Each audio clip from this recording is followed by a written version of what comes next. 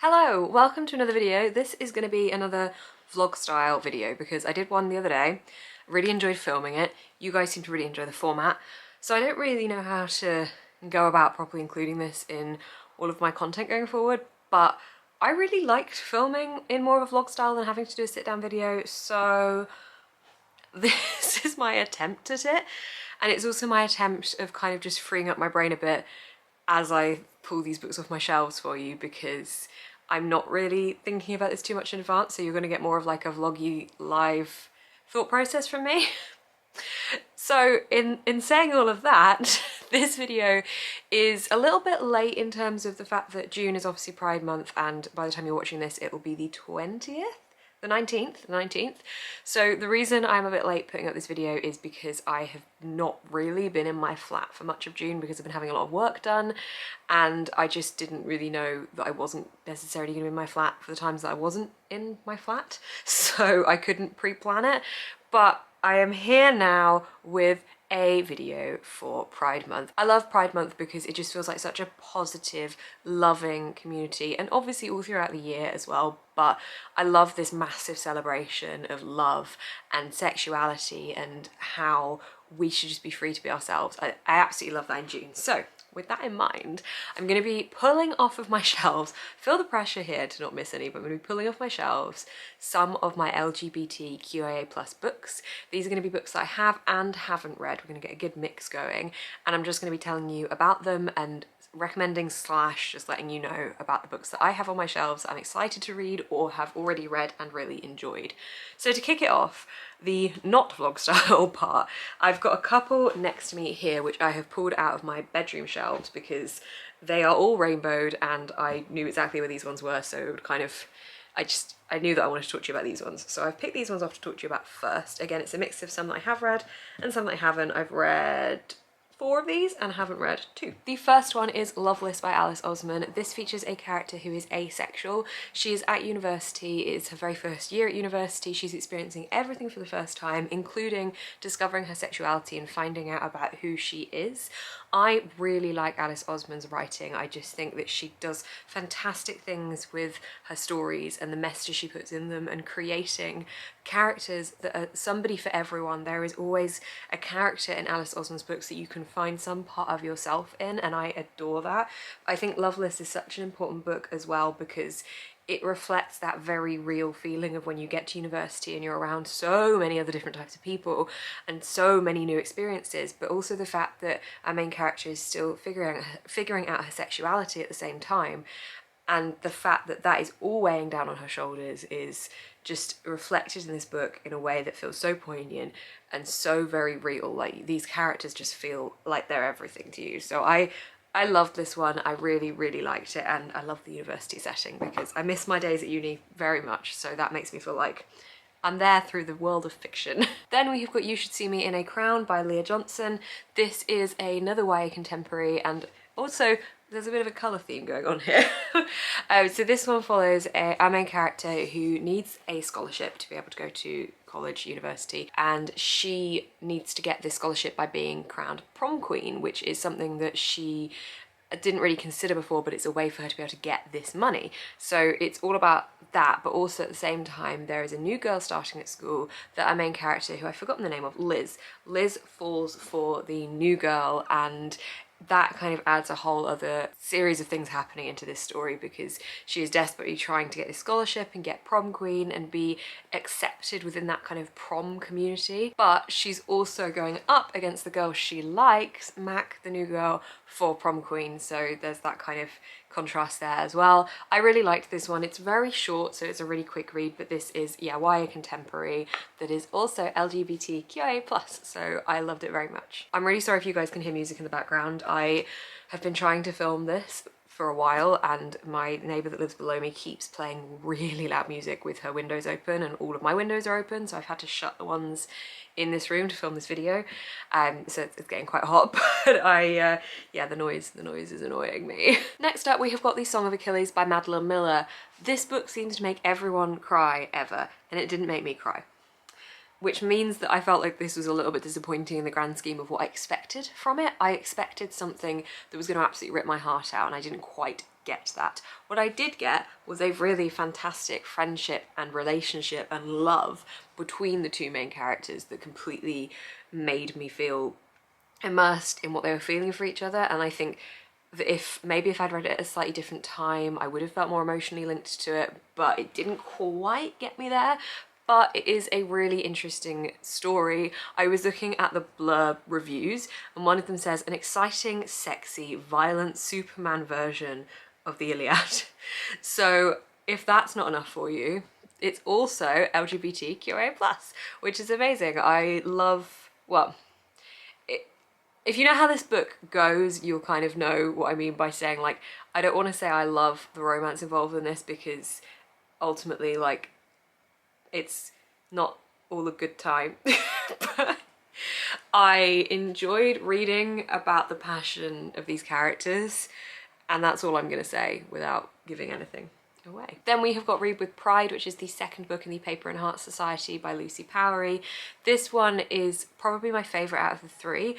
All three of these books have LGBTQA+ themes within them, but this one really focused around our main character, who we focus on this character. Each book follows a different main character, so we follow Olivia in this one, and she is advocating in her library that they need to bring in more LGBTQA+ books, because her library has started banning any of these books. So she's basically saying, no, that's not happening, and she's going on like a mission to stop that from being a thing.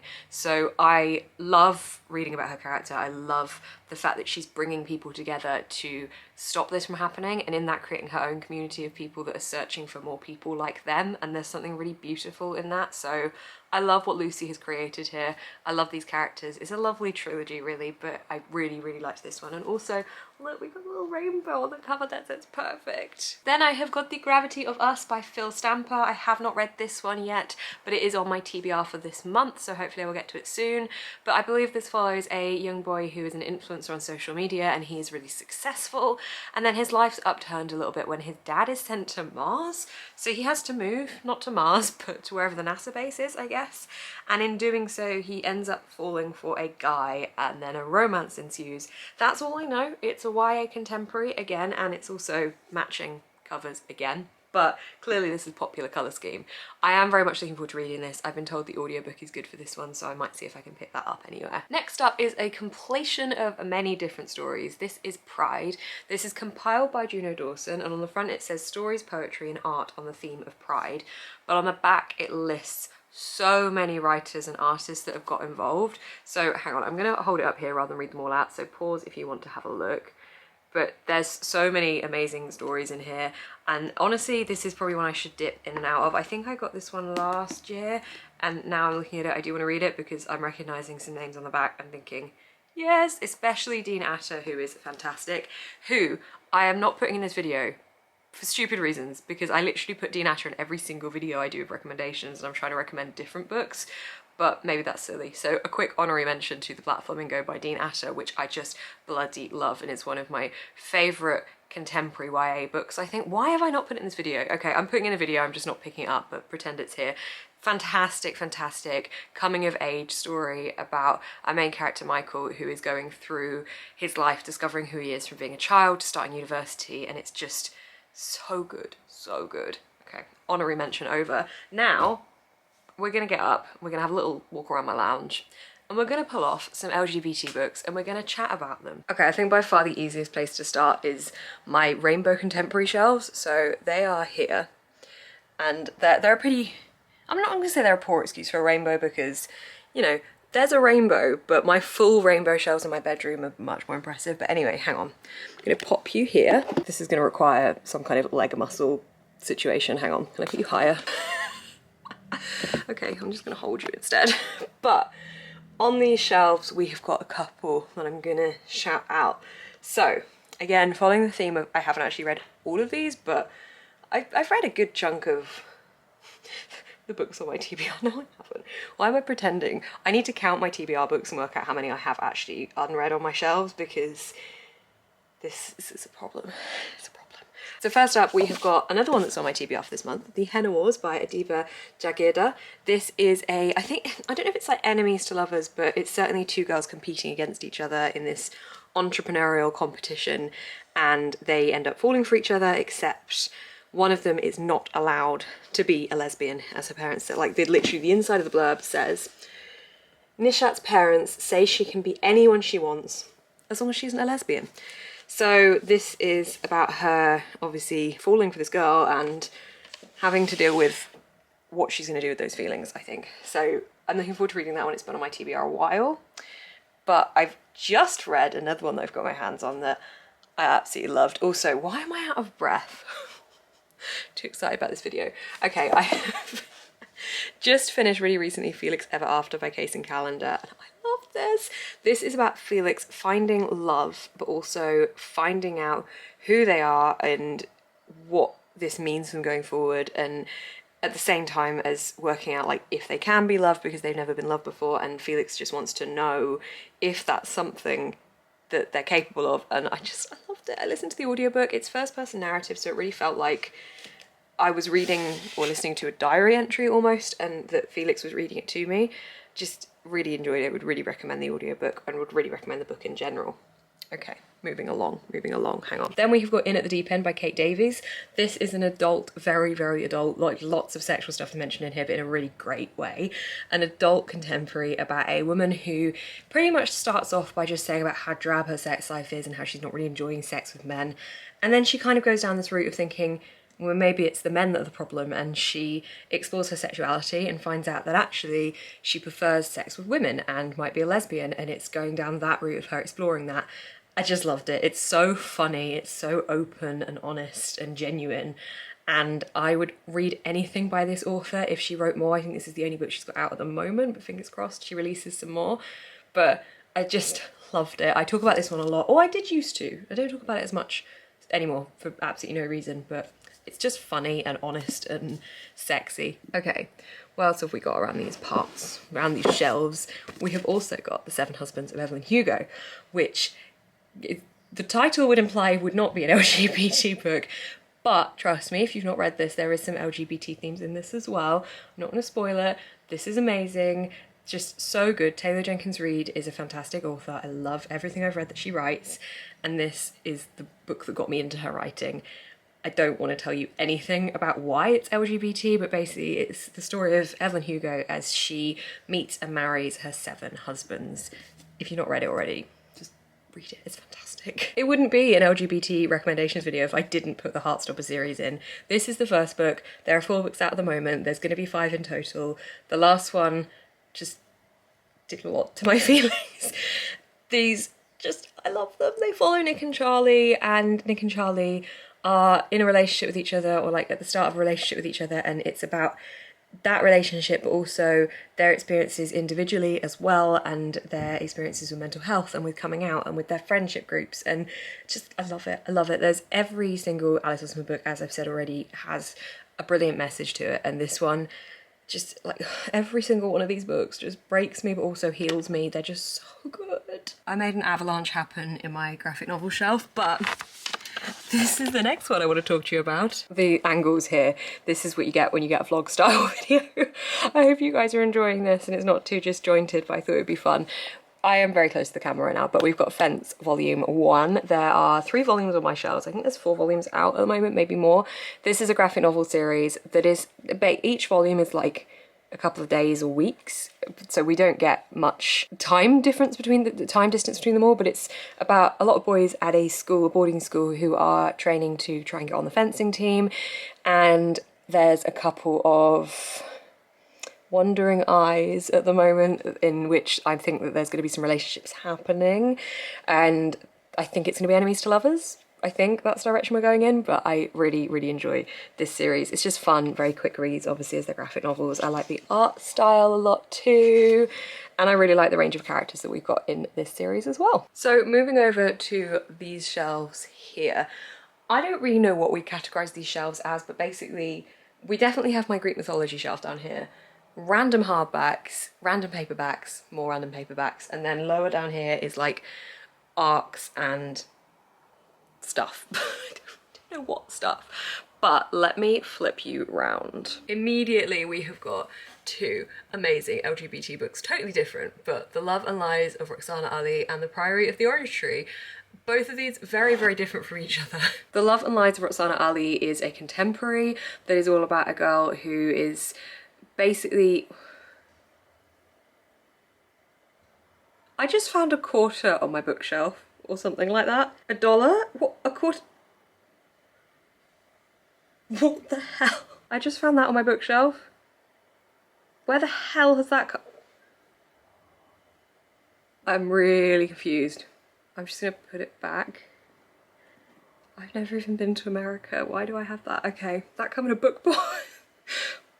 Okay, alright, fine, okay.